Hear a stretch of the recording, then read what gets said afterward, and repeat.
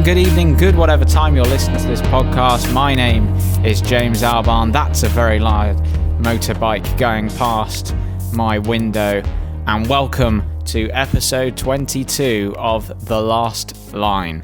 In this week's edition of the podcast, we chat to another returning guest in the form of actor, writer, director, podcaster Stephen Tobolowsky. If you haven't heard my first episode with Stephen that we did about the same time this year, a year ago, as you'll hear us mention, then do go check it out. Stephen is an actor who I think it's safe to say is probably one of the most prolific actors working today. His range of credits is astonishing. Everything from Groundhog Day to Memento to TV shows like One Day at a Time, which we discuss in a moment, the Goldbergs, Heroes, Glee. There's too many to mention. Go and look at his IMDb page and you'll immediately recognize him and a lot of his work. We caught up a couple of weeks ago and discussed all manner of things. And we start by us catching up on what's happened in the last year since we spoke.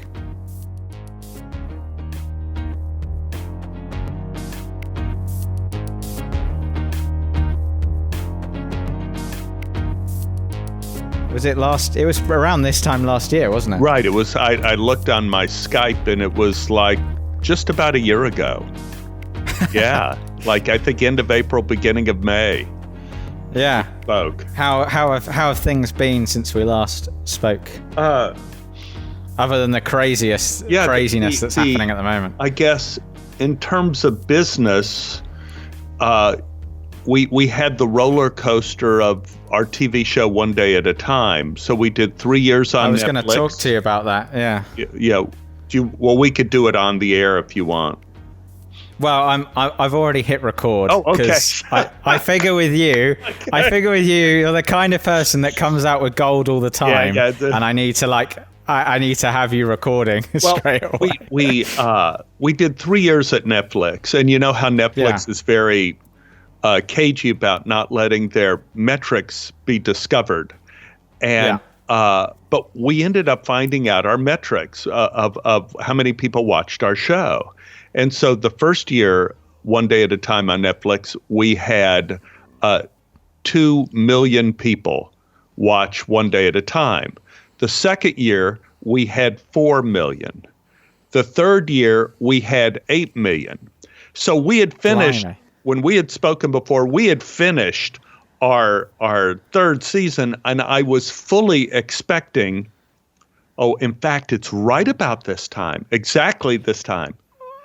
I remember last time you were saying about how Netflix had cancelled it, and you were trying to get people to watch it so that you could maintain interest in keeping it going. Yes, and so we were canceled right when I was doing the Goldbergs. I was playing the principal on the Goldbergs, and they knock on my trailer door. I don't know if we talked about this last time. They knocked on my trailer door.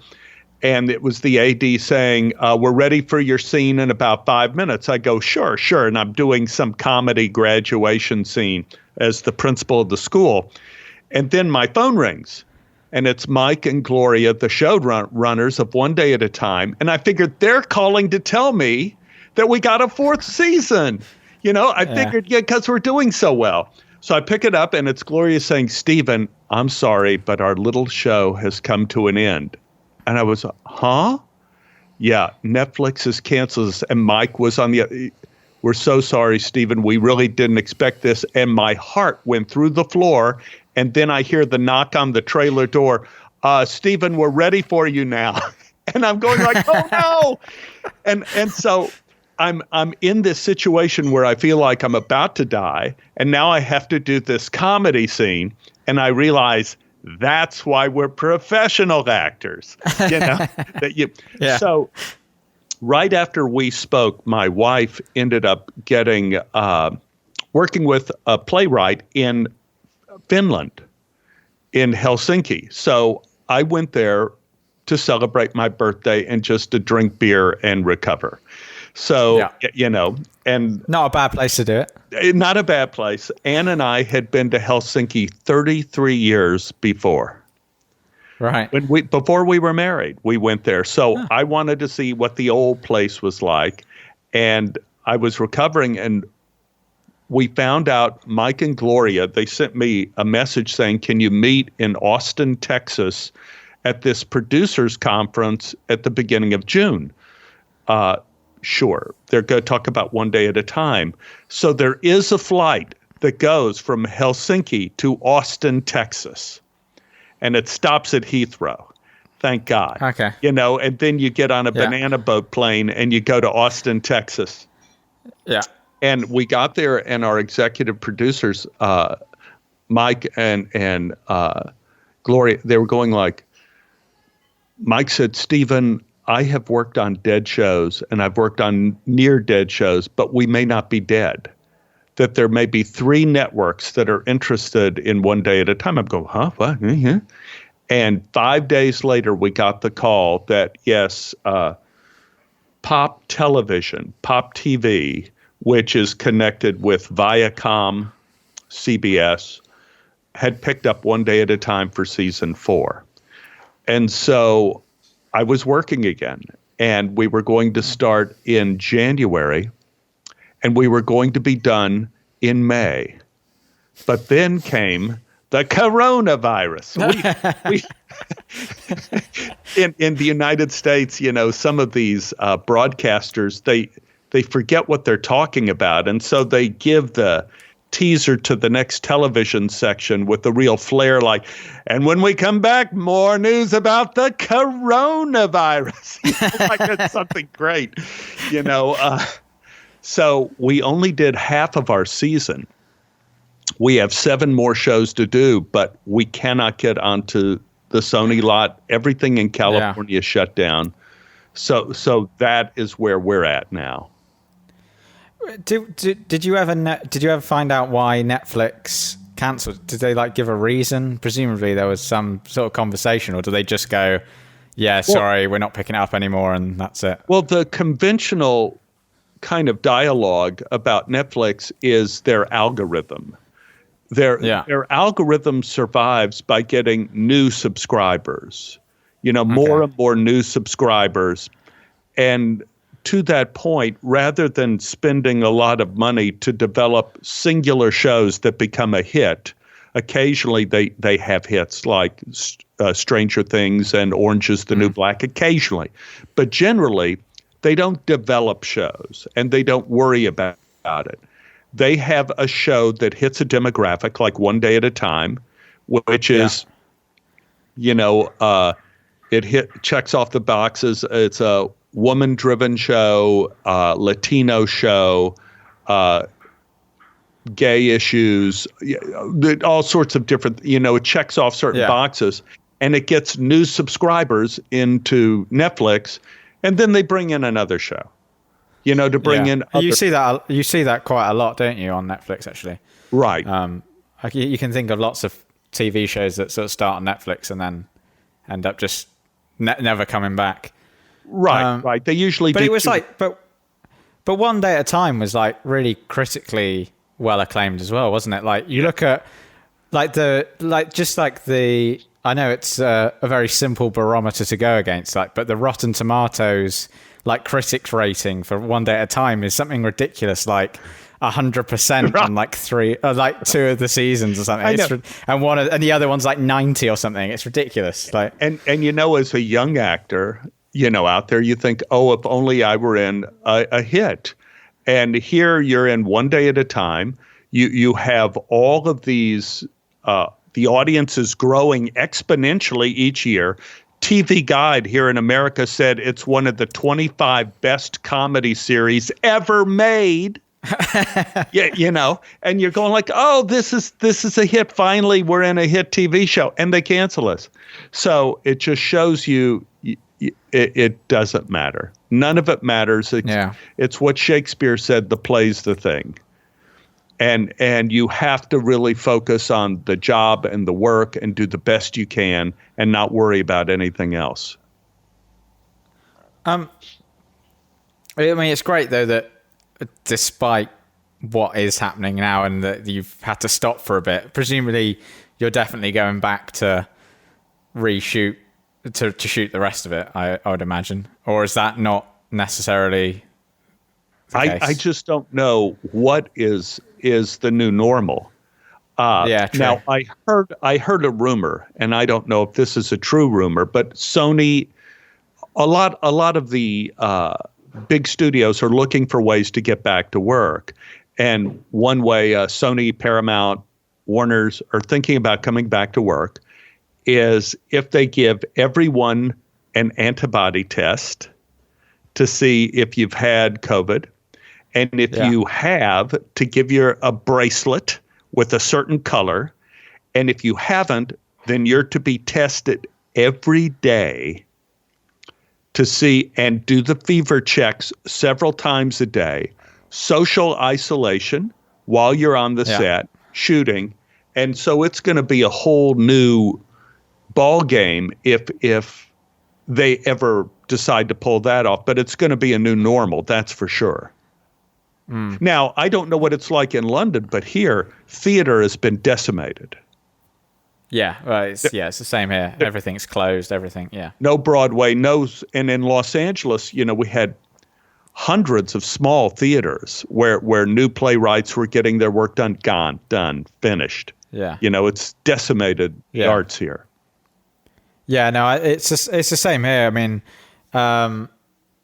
like my girlfriend works at a small theatre in London. I mean, it's in Leicester Square, so it's a small venue compared to the West End sort of venues, and they're hoping to reopen, but then even when they do reopen at some point, who knows if they're going to have any shows to even put on, and so it's a bit of a worrying time for anyone. Well, I mean, it's a worrying time for everybody, right? But it's a worrying time, I think, especially if you're in any sort of creative art field. Yes. You know what I'm saying. But it's like if you take a look at what some popular entertainments are here in America, like you have shows like Schooled and the Goldbergs, that takes place in a high school, and their high school romance is there. Are you going to want to shoot in a phony high school with 100 extras, like students walking up and down the hallway to create the aura of the high school? Are you going to test all those extras to create the appearance of a high school? I can't imagine doing romantic scenes. Are you going to be testing every day if you have to kiss your co-star? I mean, what's going to happen? I don't know where the story arcs are going to go. And even on One Day at a Time, we did 6 shows, and the last 2 shows we did without a studio audience. Oh, how was that? Was that because so usually you're obviously doing it in front of an audience. Yes, and I'm guessing. I've not been to a sitcom recording, but I'm guessing it feels a bit like a play environment, I imagine. Yes. In the way that I'm guessing you sort of, you feed off the audience's responses and stuff. How's that then doing it without an audience? There are 2 ways. It's very interesting. There are probably about 40 people who are writers, producers, various members of the crew that sit around and watch you do a scene, and they will laugh. Laugh, and of course the writers will laugh at exactly when they wrote their jokes, And so the goal of the actor becomes to make them really laugh, not their phony laugh at the right time, but really to make them laugh. But now, this is something I did not know. Now there is a group of people that are professional laughers, and they have like an orchestra conductor, and you could get 6, 12, 18 professional laughers, and they have scripts in their lap, and they check off the box, and they laugh, and you would think it'd be No, these people are pros. They can they can do the little laugh, they can do the belly laugh, they can do the laugh with a little bit of applause. These guys are fantastic. And we did one show with the professional laughers, and it worked pretty great. Now, there is, I don't know if this is an apocryphal story, but it's kind of true. The creation of the sitcom was from I Love Lucy, right? Desi Arnaz created the idea of the sitcom because he thought Lucille Ball would be funny in front of a live audience. He's the guy who came up with recording the studio audience.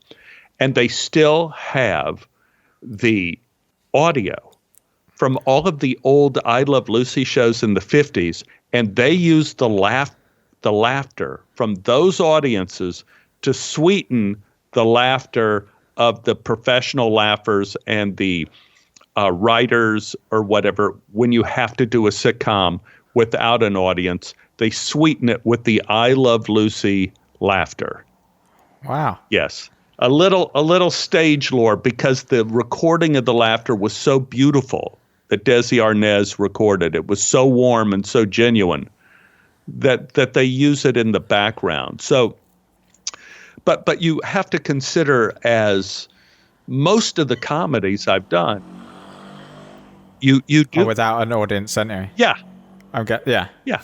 You know, but you're right. The rhythm does come from the laughter, and you do feed off of the laughter. Yeah. Did you know that they were professional laughers when you were recording the show, or did you find out afterwards? No. They were there during our camera rehearsal.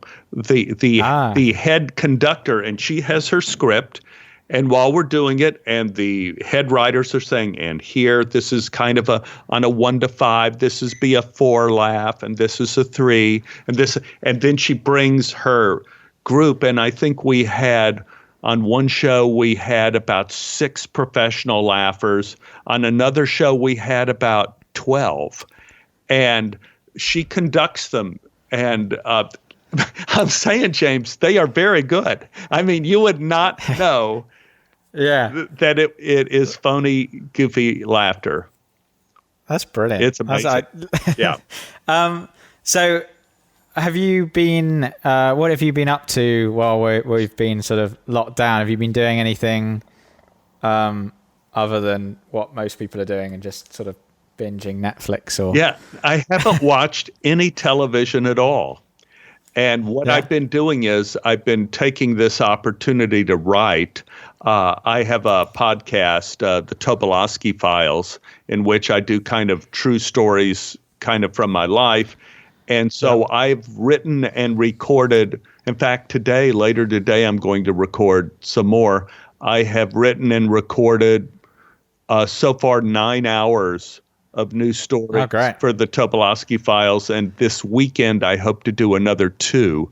I've written another 2 hours of stories. So going to try to record those today, tomorrow, and Monday, and get those recorded and then get those out on the internet. So basically you've been podcasting like I have. Yeah. Right. You know, and it's interesting because you do predominantly like a film podcast, right? Like arts and film. Yeah, it's art. Yeah, not predominantly necessarily film, but yeah, predominantly arts, definitely, yeah. And my podcast, it began with /film.com, in which they wanted me to, because I've been in like lots of different movies, they wanted me to do movie stories and on the set stories, like about the professional laughers, like that would be interesting. And I did 3 movie stories, and they went out on the internet. And then my mother passed away. And I went back to Dallas, and I was there the day she died, like the last 24 hours of her life is when I was there. And it was overwhelming. It was an amazing situation. This isn't as grim as it sounds. It's really quite amazing. My mother had a heart attack, and I went back, and after a day, she got out of the hospital and went back to her regular schedule. I mean, cooking, cleaning, driving, everything. No, not a problem.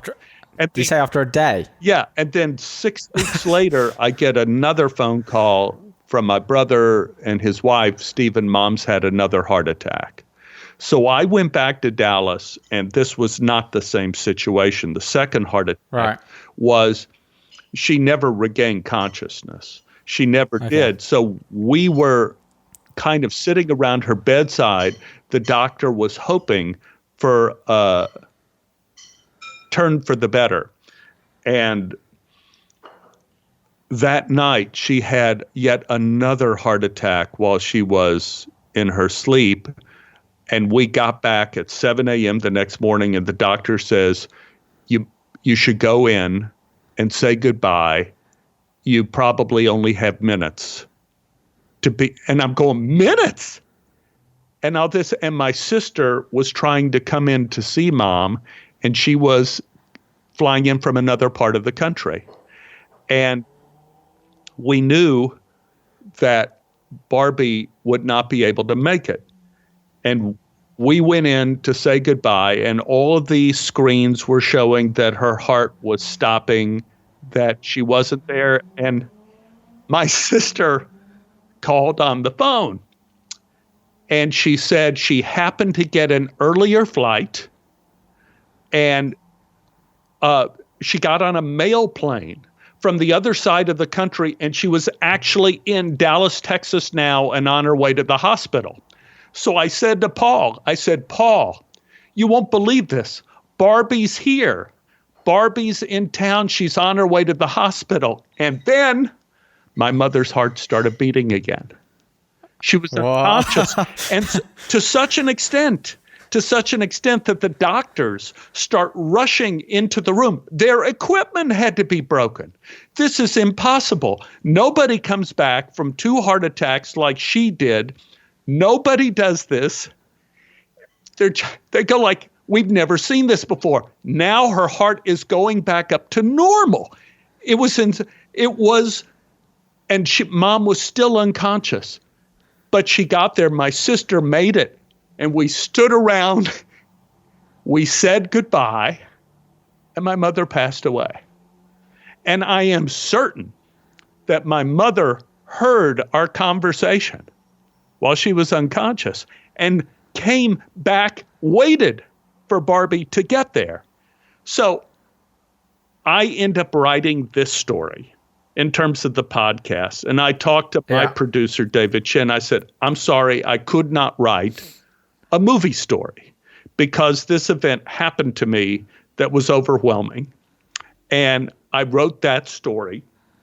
And the story of my mother, which is, I think, the 4th of the Tobolowsky Files, called The Alchemist, it went all over the world. I mean, suddenly the podcast went from this movie podcast. And then David, my producer, said, don't worry about writing about movies. Just write about whatever you want to write about. So now we have 86 episodes that have been over here on National Public Radio and all over the country. Some stations play them regularly. It's been everywhere. And maybe a 4th of them are movie stories and showbiz stories, and the other about my child, who knows what. And so I've written now recorded another 9, going to do another 2 more about various points of my life. And I guess a little bit about One Day at a Time. That'll be in there too. So that's what I've been doing in the coronavirus. And my wife. I mean, the Tobolowsky Files is brilliant. Like that's what made me get in touch with you in the first place. Was we talked last time about the whole the whole breaking your neck on the volcano and all that kind of stuff. So yeah, I mean, there's so many just. You do seem to be someone that has just extraordinary stories, and I found this morning a Reddit Ask Me Anything that you've done 4 years ago or something, and someone asks you how do you have all these amazing stories? And I think you said something about you don't necessarily have, well, you do, but you're like, you say something like, it's not that necessarily your life's been that extraordinary. It's just that you manage to remember a lot of the stuff that happens, and most people don't necessarily. And there's a combination, like being in show business, people automatically think show business is kind of interesting. Being in film and movies, that's kind of interesting by itself. And then I had weird things happen, like breaking my neck in Iceland, doing the first studio recording with Stevie Ray Vaughan. In high school, he played guitar in our band. So I still have that record. But I thought of another one that was absolutely ridiculous. So my college roommate, Jim McClure, I always used to go to New York to hang out with Jim. And I remember I was flying into New York. This was probably right after I moved to LA. So we're talking the mid 1970s. So I'm going into New York, and he said, like, well, you'll be able to meet my girlfriend. She's in town. She's in town now. I go, well, great. I'd love to meet your girlfriend. So I go over to Jim's little apartment. He goes, yeah, Sigourney's right over there. So I go over and I go, hi. So you're Jim's girlfriend? And she goes, yeah. And I go, your name is? And she goes, Sigourney. I go, well, what do you do, Sigourney? And she says, well, I'm an actress. I go, oh, you are? That's exciting. So are you working on anything now? And she said, well, I just came from Canada. I was finishing working on a science fiction movie up there. I go, really? What was that all about? She says, well, I think the name is going to be Alien. And here I am. I'm sitting here in Jim's apartment thinking like, oh, this is so pathetic. Like she finished doing a science fiction movie in Canada. Oh God. It's called Alien. Yeah, named Alien. Like the movie doesn't even have a title. I mean, this is so sad. And I'm going like, well, that's just wonderful, Sigourney. I'm sure that'll be great. Is it going to be released in the United States? Do you know? And she says, well, hopefully. So at the time, I was doing children's theater, like I had virtually no career. And we had finished performing in Los Angeles several weeks later at a grade school where I'm playing the guitar, singing about Sacagawea and the American explorers. And we're driving through town, and there is Alien opening in a movie theater in Westwood. I'm going like, hey, everybody, this is my girlfriend's movie, my roommate's girlfriend's movie, Sigourney. They're opening it in America. This is going to be, come on, we got to watch this. We got to see this so I could call Sigourney and tell her that we saw her movie. It opened. Hooray. And so the three of us go in and we sit down to watch this movie. By the time the credits were halfway through the opening credits, I was about to lose it. I was about to have diarrhea in my seat. I was so scared. Just the music and the visuals and all this, and then I'm going like, oh my God.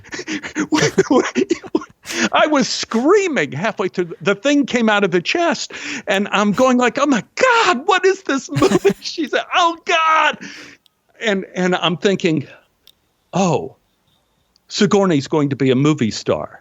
And so whenever she would come to town, she'd stop over at our little place in Los Angeles. And I go like, gosh, Sigourney, that was a pretty good movie you were in. That was something. And she was Sigourney Weaver was always so sweet and generous and such a great friend and supporter for so many years. Whenever she came to our little digs in LA, well, Stephen, I'm going to see if I could get you an audition for one of these movies. Yeah. Oh, well, that would be great, Sigourney. Oh, this is, always such a good friend and always such a great person. And I just thought, it just shows you the dopiness of this, of not being, you just assume any project somebody's doing is as pitiful as the project you're doing. Yeah. So I was talking to my friend Matt earlier because he is one of my few friends that listens to every episode of my podcast. So thank you, Matt, if you're listening. But his favorite one, and actually a lot of people's favorite episode of mine, is the one I did with you. And like he's like in love with your stuff now because of our podcast. Thank goodness. And so I texted him. I was like, I'm speaking to Stephen Tobolowsky later. Is there anything you want to ask him? And he was like, oh, you've put me on the spot. I don't know. But then he said, and I think this ties into what you were just talking about there, where you said you were working on like a children's theatre piece at the time. Was there ever a time where you felt like acting wasn't going to work out, or did you feel like I'm just going to stick? Because like you're like ridiculously successful now, right? Like you look at your IMDb, it's just never ending stuff. But was there a time where you were like, I don't know if this is gonna work? Yeah, in a lot of different ways. When I was in college, first of all, that was difficult because they were trying to throw me out of acting school. You know, in college, the teacher tried to get me thrown out several times.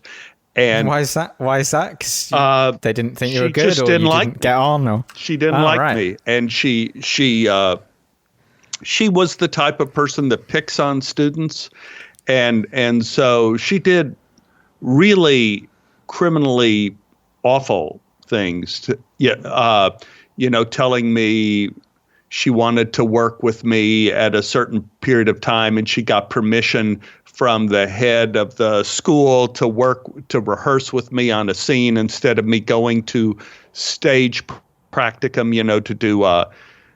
to tear down a set on stage. She got permission for me to work with her, and she never did. Got permission. So that was one strike against me. If you miss doing your stagecraft, you could do that twice and you're thrown out of the department. So she got me, got one X on me. Properly against you. She was like lying and doing things like that to get me thrown out. So I could tell which way the wind was blowing with her. And so I ended up taking my graduate test in secret a year and a half early. And sure enough, at the end of my senior year, like 2 weeks before the end of classes, she got the second X put on my record. And so that meant I would be expelled from school and not be able to graduate, except for the fact I already had my credits and I already taken the test a year and a half early. They didn't cast me in school. In college, they didn't cast me in plays. And so I went out and got my equity card and acted professionally, which they hated. They wanted to crush me. There were here's a terrible one that I just wrote about. This was a terrible one. I was going to do a play. It was a big deal for me that opened the Los Angeles Theater Center to do Chekhov's Three Sisters, with Elizabeth McGovern was going to be my female lead with me, which was going to be fantastic. And I got this audition to do Rat Boy, a movie directed by Sandra Locke, produced by Clint Eastwood, right? And I told my agent, I said, well, I'm doing this play, and I don't know if it's the same thing in England, but in America, you don't do plays if you could do a movie. The agents want you to do a movie. And I said, well, I don't need to do this little part in Rat Boy. I really want to do this Three Sisters with Elizabeth McGovern. This is a big deal to do this play at the opening of this theater center in downtown Los Angeles. So she said, well, just go meet Sandra Locke and see how it goes. And so I did, and I got the part. And then my agent calls me up and says, so drop out of the play. I said, no, I told you I want to do the play. And I got in a fight with my agent, sort of on the phone, and she said, well, we'll talk about this tomorrow, about what you're going to do. She called me the next morning, and I expected she was going to call about whether I could do both the movie and the play at once. But no, she had arranged a 3-way call with her, me, and Clint Eastwood. So I'm on the phone, and she goes, Stephen, this is Clint Eastwood. And so I go, hi. And he goes, so I just have one question for you. Are you doing the play? And I go, well, yes, Mr. Eastwood. And he hung up the phone on me. And my agent goes, you fool. How could you talk to Clint Eastwood that way? I said, I just answered his question. She says, listen. He said he had one question. Yeah, Stephen, I'm trying to help people who know how to help themselves. I said, that isn't your job. Your job, as I understand it as my agent, is to help me get the jobs I want and protect me once I get those jobs. Putting me on the phone with Clint Eastwood was not protecting me. And she says, Stephen, I don't know what to do. Sorry, we can't work together. She hung up the phone. So at that point in my life, 1985, I effectively had no agent anymore. And I'm back to doing theater, back to doing children's theater, whatever. I had no career. And it worked out. The amazing thing was I ended up getting the audition for Mississippi Burning.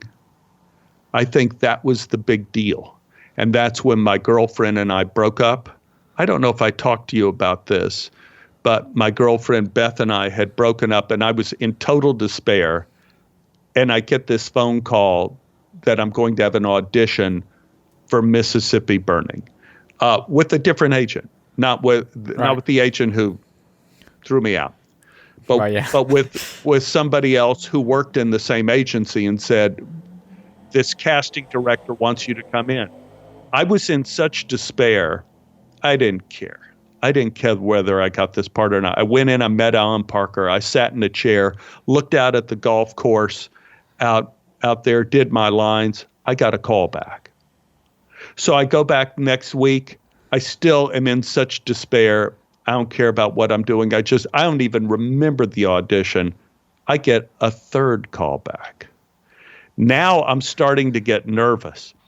And it was to play the head of the Ku Klux Klan in Mississippi Burning.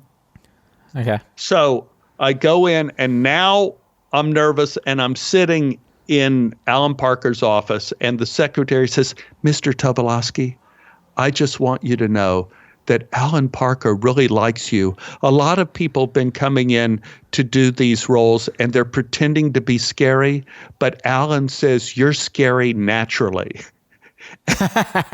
And I went like, great. So I go in, I have my third audition, and I get a fourth callback.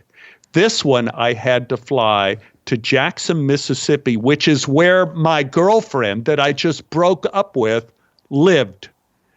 And I didn't know if she was still in Los Angeles or because we broke up, she went back to her. I did not know.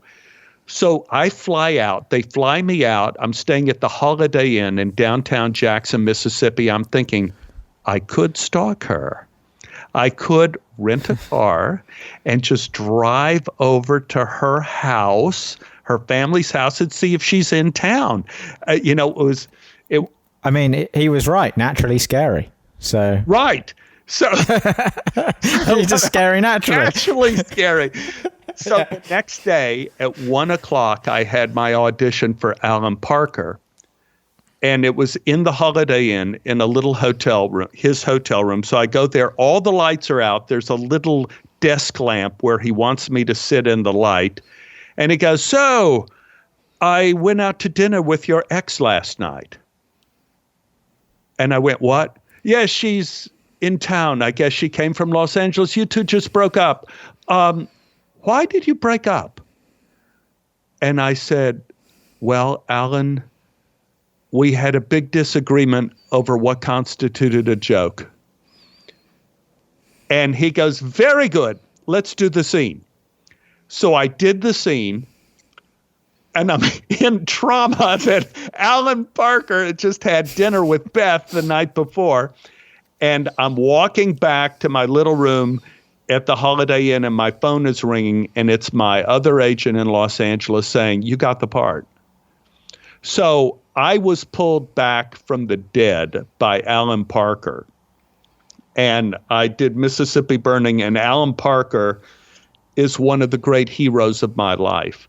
Not only did he help me out at that particular time that he didn't know how much he was helping me out, but while I was working on Mississippi Burning, Alan came to my trailer and said, "I heard you were interested in directing. I want to know if you want to, since you're going to be here a while, if you want to follow me around and see how I do what I do." And I go, "Sure. Yeah, that sounds like fun." And for the next 10 weeks, Alan Parker took me through every facet of filmmaking, through costuming, set design, camera blocking, and we would end up in meetings, camera meetings, and Alan would do it. And he'd stop the cinematographer. "Stephen, how would you direct this scene?" And I go, "I would set up the camera here. I do this." He goes, "Terrible idea. No good. That's cliche. You can't do it. This is what you want to do. You want to do it like this, da, da, da, da, da." And he kept doing it more and more and more. And I remember when Groundhog Day opened, I went to the premiere, and Alan Parker was standing in front of the theater in Los Angeles, and I went over and hugged him, and I said, "I had no idea. I'm so sorry. I had no idea what gift you gave me." At that time in my life, I thought all big-time directors like you show young actors how to do motion pictures. The gift you gave me was enormous, and thank you. And he pushed me away and kind of said, "So stop it." That British thing, "Oh, stop it. But you better be good in this one." and he went in and he watched Groundhog Day at the premiere when I was there. So, Alan Parker is one of the people that brought me back from the dead. And once he cast me, there was a thing in Los Angeles, if you're cast by Alan Parker, you got to be on a list. So a lot of other directors started casting me because Alan Parker cast me. So that was a big deal that helped my career. But I think any career kind of like mine that has longevity, you need several moments that pull you back from the dead. I mean, a few things I got from that is, A, what a film school you had, Alan Parker, basically. Alan Parker. But also that must have been helpful for you, not only as someone who was interested in directing, but that must have also really helped you as an actor as well, I imagine, having that knowledge that he gave you to help you do what you do, I imagine. Yes. But also when he tells you, so when you're at your fourth audition, your fourth callback, and he says about he's been to dinner with your ex, now let's do the scene. That's like an amazing bit of directing in a way, isn't it? Because he's like sort of like put you in a very specific mindset then, and then gone, now let's do the scene. Do you think, presumably that was a conscious decision by him to say that before you did the scene, I imagine? It could have been. Now Beth is a person who was, we got together in college. We were boyfriend, girlfriend through college. She was an actress. She didn't get the traction I did in college and in graduate school. Like, people liked me and they didn't cast her that much. And so in graduate school, she said, well, maybe instead of acting, I'll write instead of acting. I'm going like, well, sure, whatever. One of us should be a plumber if we want to make any money. Between being an actor and a writer, no one's going to make a living in this house. And the first full-length play she wrote, she won the Pulitzer Prize for drama. So she went from nowhere to being on People magazine, the 25 most interesting people of the year. So she went, and that's why Alan, he was interested in meeting her. And also he was probably interested in why we broke up. I don't know. But it was a very, when you are doing a role like in Mississippi Burning, where head of the Ku Klux Klan, there are all sorts of buttons and pathways, buttons you could push and pathways you could take, and they all lead you to a very dark place. And so certainly what Alan didn't hurt me. Yeah. It didn't hurt me before. It certainly got my temperature up before that audition, And I remember when I was working on that part, the head of the Ku Klux Klan, they used to have a really racist bookstore in Dallas, Texas, called the American Opinion Bookstore. Really, Ku Klux Klan. You don't have Ku Klux Klan in England, but it's like very, very horrible racist books. And it was right by the SMU campus. So I thought what I would do is I'd go back to the American Opinion Bookstore and check out a book and read it to do some study about racism, Well, the American Opinion Bookstore wasn't there anymore.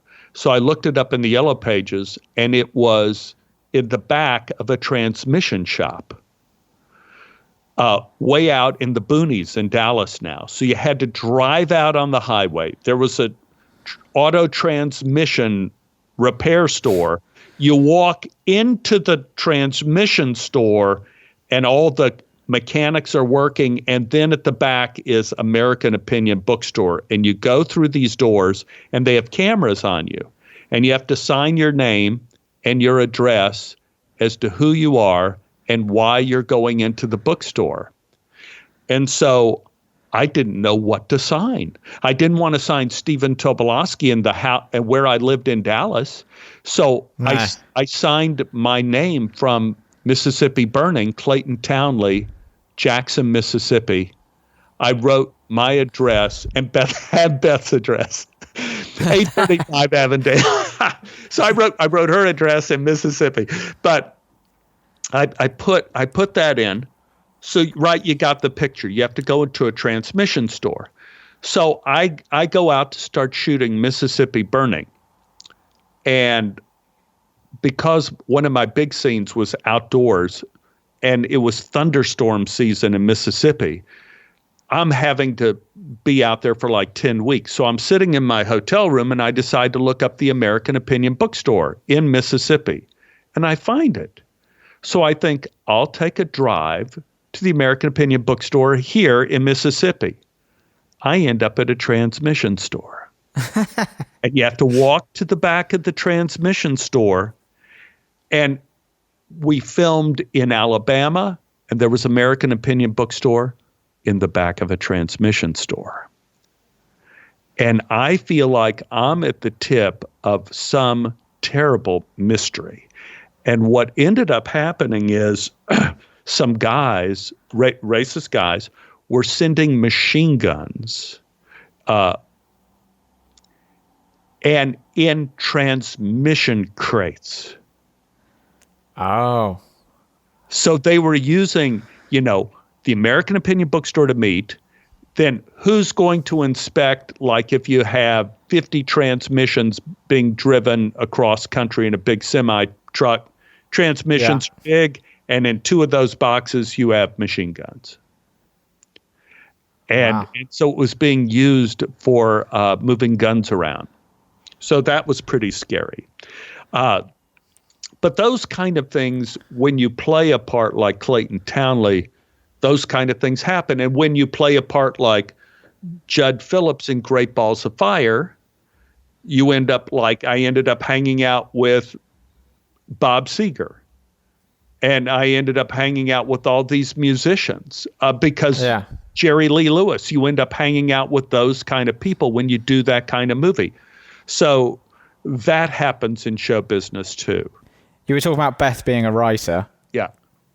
And I wanted to talk to you about being a writer. Yeah. Again, in this Reddit AMA thing that I found. You talk about writing, and obviously you've written quite a lot. And there was something about you saying you got paid when you got paid for your first screenplay, which was $3,500. That is correct. On Lady of the Lake. Yes. You sort of hadn't thought about the fact that you got paid for the screenplay and it was like, it's going to get made and this is what happens. And then you talk about actually writing, you compare it to like a sperm fertilizing an egg, and that a lot of screenplays die along the way.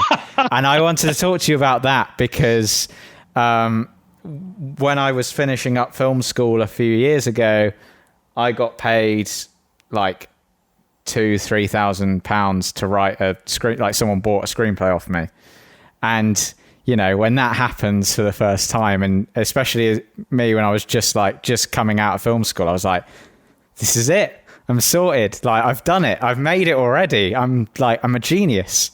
And then obviously it doesn't get made and all that kind of stuff. So I wanted to talk to you about that because that sparked off that in my head. I think that's a big deal in Los Angeles. That's why I love writing the podcast, because I'm the beginning, middle, and end of that process. And people come up to me all the time and they say, oh, well, you got to do a movie of this one podcast you do. Don't you want to write the screenplay for that? And you go, no, you don't want to do that. Because when you write a screenplay, you are not the beginning, middle, and end of that process. You're the beginning of that process. Producers come and can take over that screenplay, fire you, hire other people to make changes, and you're done. You're gone. You're done. It's terrible to be in the arts and not have control of the final product. And so this is why I like writing my own stuff that either could be published in books or people can listen to it in a podcast, as opposed to doing a screenplay.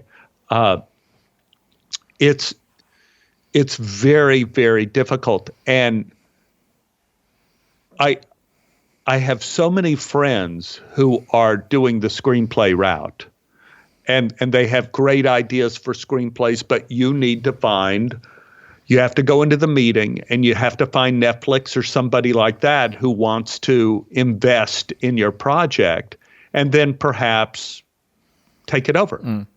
You're a little bit the host for the coronavirus when you write a screenplay.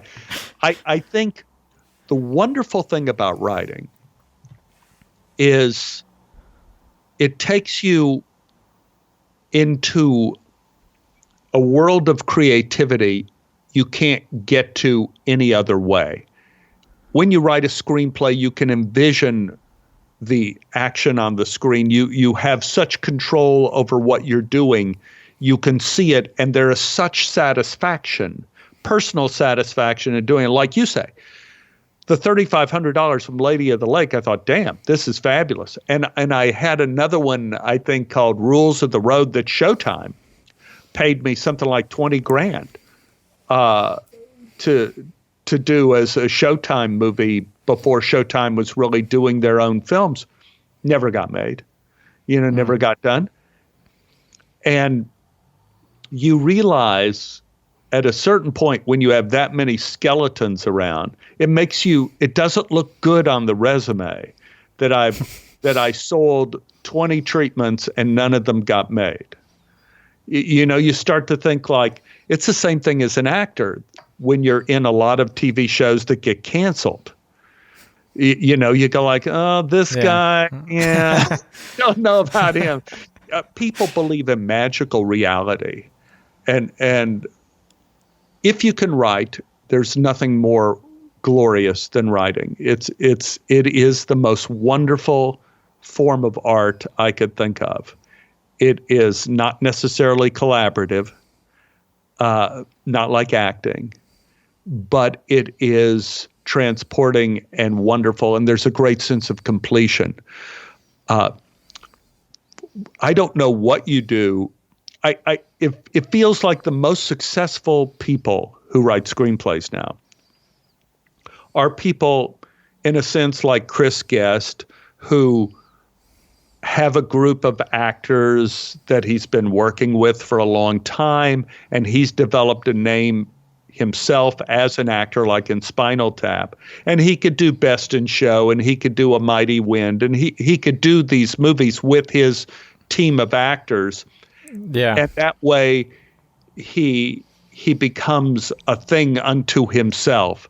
That seems to be the most successful way to do it. I know Alex Anfanger and Dan Schimpf, they were NYU, I think that's University Film School in Manhattan. And they were in the film department, and they did this show. They came up with this show called Next Time on Lonnie.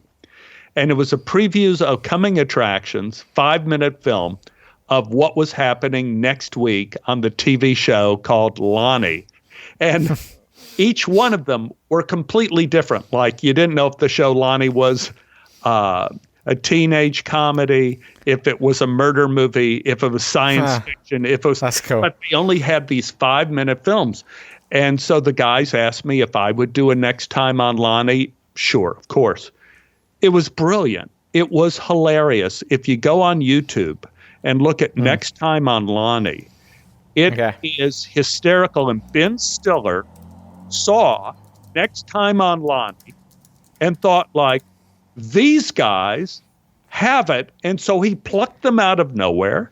And we ended up doing Big Time in Hollywood, Florida on Comedy Central for one season before it was canceled because it was too expensive for Comedy Central. But it's still probably one of the funniest TV shows ever done. And so I'm keep looking for Dan and Alex to do something else too. I mean, I know they're working on other projects, but that's one way to go as well. Yeah, I think I'm sort of glad you said that, actually, because I think, like, one of the best things about me going to film school was that I met this sort of team of people and we all have our distinct roles. Like, you know, my friend James, he's like the cinematographer of the group. Isabel, she's like the producer of the group. And it's like, I've got this team of people that we're all happy to sort of do each other's stuff for nothing, sort of thing. And we've got enough friends that are actors, and you just sort of think, you get to a point where, and obviously I'm still like very early on in whatever happens, you know, in the next load of years or whatever. But I think I've gotten to a point already where I'm like, let's just make stuff. That is the secret to success. Right there is the total secret of success. I have people in my acting class, they say, what do I do to get ahead, to do anything? I said, do something. Because 98% of the people don't do anything. They talk about it. They don't write the screenplay. I have friends in the same position you are that work together in this small town in Virginia. And one of them is the producer, and one of them is the writer, and one of them is the actor. And now they're getting feature films made.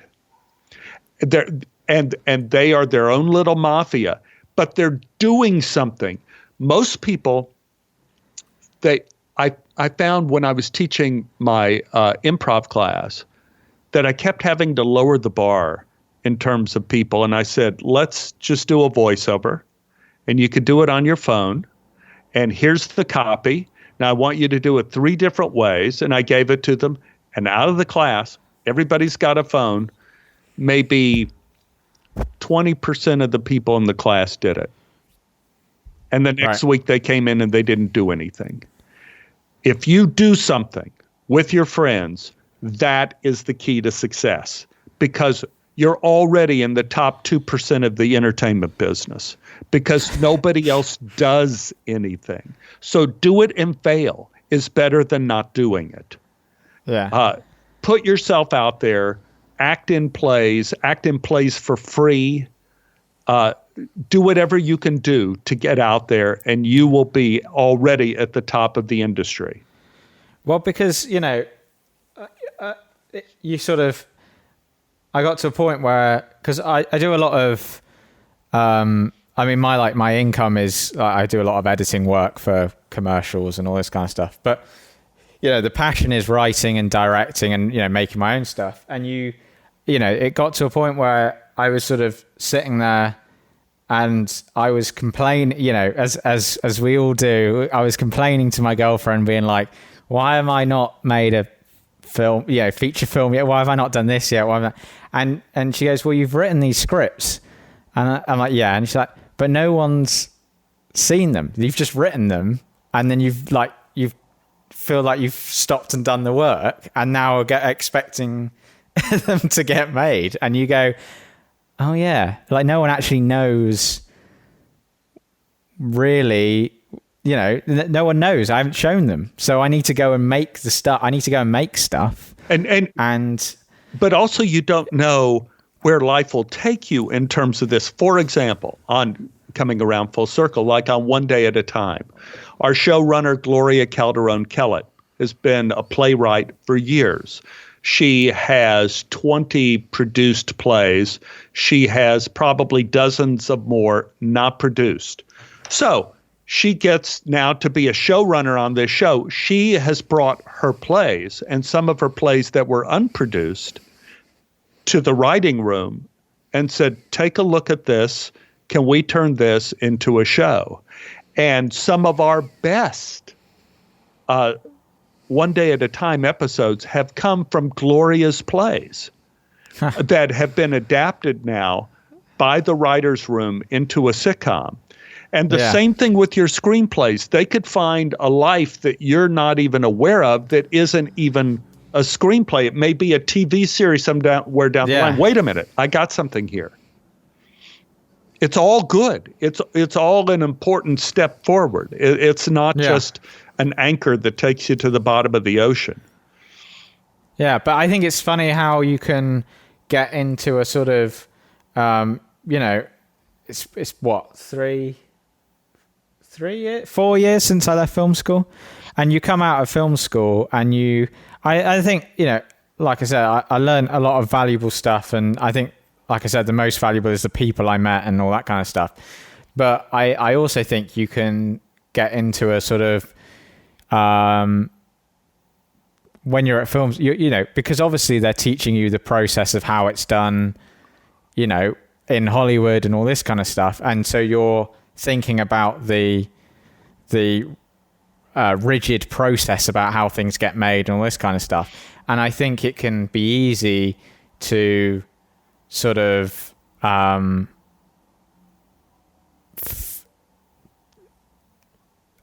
think it can be I think what you have to do is like find the magic of why you loved making stuff again in the first place. And so I made a music video recently, and it was the first thing I'd done since film school that I've made loads of videos and commercials and adverts, all this kind of stuff for profession, like as my job. But it was the first thing I'd made with my friends again, just making something because we wanted to make it and we had this idea that we liked. And I did that, and I just remembered how much fun it is to be working with your friends, making something you want to make again. And you go, why have I not been doing this all the time? Like, since, leaving, why have we not just been making stuff together and doing this again?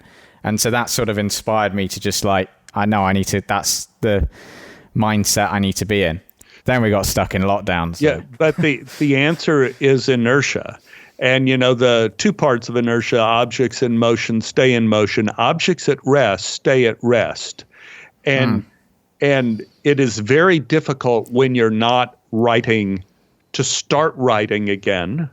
Very difficult when you're not acting to get going again, or when you're not producing and creating your own movies like you're talking about to get doing again. And once you're doing it, you are the object in motion, and you go like, why am I not doing this all the time? Yeah. It is, you have to remember that you have to take the opportunity to get yourself going, and it won't be instantaneous. But once you make that effort, you will be like a rock going downhill, and it'll pick up speed and you'll feel encouraged. Here's a story I just that made a lot of difference to me. It's a recent one. And I was on the set of Schooled. I play the same part on Schooled as I play on Goldbergs, the same character, but it's 10 years later. And they had a young boy on the set. It was his first job. He was 17 years old. He was scared to death. He didn't have any lines, but he had to high five one of the leading characters in the hallway. And so his father was on the set and said, Stephen, do you have any advice you could give my son about starting out in show business? And I was about ready to give him the regular advice, do what you can, don't be discouraged, keep your, all that kind of stuff. But then I momentarily was thinking back to the beginning of my career, and I thought back to my first TV job, and I saw something in the tapestry of nothing that I had never seen before. And that was the first TV job I ever got, was playing a crazy rock and roll FM DJ named Caveman Carl, based on Wolfman Jack, on the TV show Alice. And what happened was the casting director, Mindy Marin, who was a big casting director back then, and I think she still is now, called me at home. This was before the age of computers, and said, we lost our Wolfman Jack.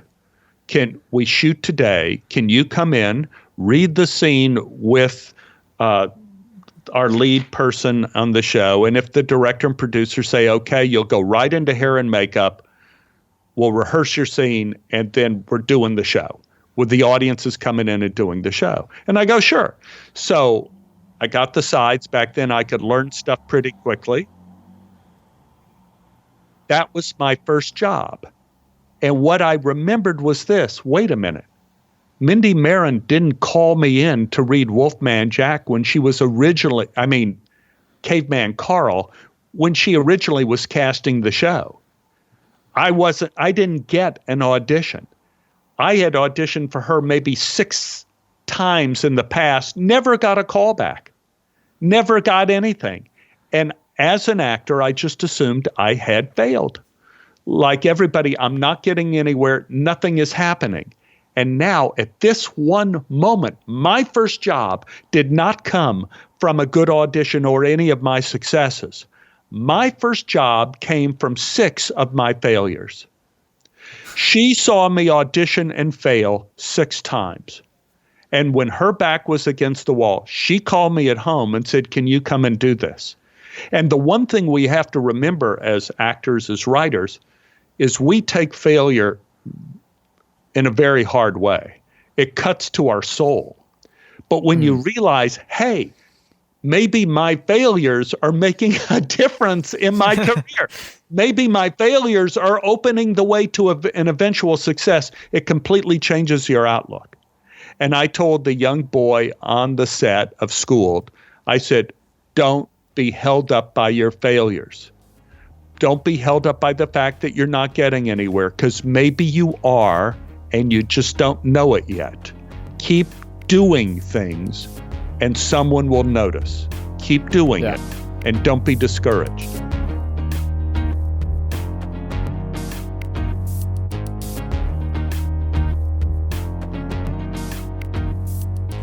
So there you have it, Stephen Tobolowsky. My thanks to Stephen for returning to The Last Line. And we've already said that we'll do it again same time next year, so you can look forward to more Stephen Tobolowsky on The Last Line next year, hopefully. Thank you to the listener for joining me for this episode of The Last Line. I'm trying to get a load of guests together so that these can be a bit more regular.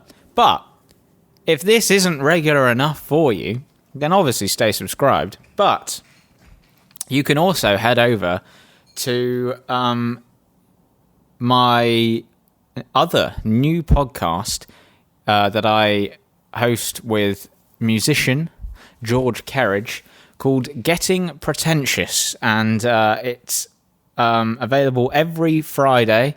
And so far we've got about 9 episodes. Each episode is a different discussion / review of an album. We've done all sorts of stuff. You will have noticed, if you are subscribed to The Last Line, that the first episode of Getting Pretentious is in the Last Line podcast feed for you to listen to now. So go and check that out. In that episode, we talk about the 1975's A Brief Inquiry into Online Relationships. And if you like what you hear, then there's a link in the description of that podcast to go to the Getting Pretentious feed to go and subscribe there and check out the at the time of this recording, the 10 episodes that are available to you already.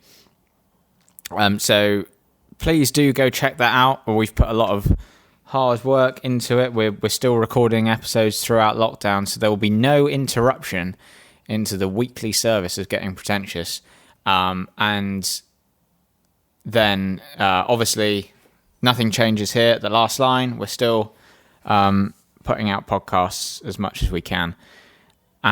So thank you for listening. Thank you in advance for going to subscribe to Getting Pretentious.